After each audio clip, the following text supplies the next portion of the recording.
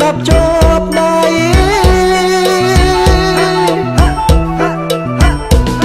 ឲ្យអូនក្តាប់យ៉ាងមិនក្តាប់តិចតិចឬក៏ខ្លាំងថ្លៃ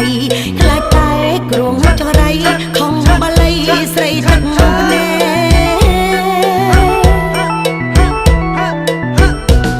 ត្រូវកាន់ខ្នាយឲ្យណែនកុំប្រឡែងហើយកុំស្រែកប្រយ័ត្នខ្នាយបងបែកបងទឹកភ្នែកហើយលែងល្បីឈ្មោះ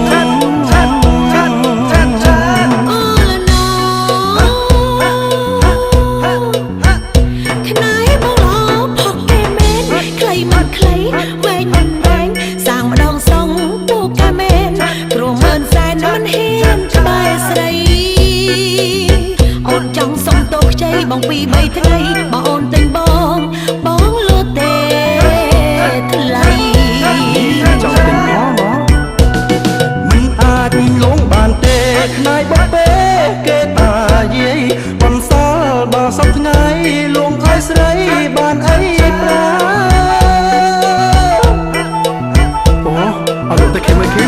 មិនលក់ក៏ឲ្យតែចង់ថាបងលេងសងនៅភ្នែកឡើងស្លើបើសិនជាបងគ្រាន់បើឃីមសុំមើលទៀតបានទេអត់អូចង់មើលទៀតអឃីមអើយកុំញយពេកខ្នាយតាំងស្លេកខុសបែបបត់សង្ស័យខំក៏មត់បងប្រកាសអាសន្នហើ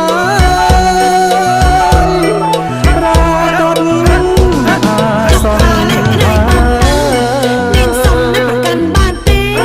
ជឿចុះដល់ប្រុសវាមេនាងកាន់នៅមិនឲ្យសក់រិលថ្ងៃក៏កាន់យប់ក៏កាន់ខ្នាយកាន់មិនចេះខ្ជិលព្រោះខ្នាយបងស័ក្តិសិទ្ធនឹងណាពិតជាស័ក្តិសិទ្ធមែនហើយ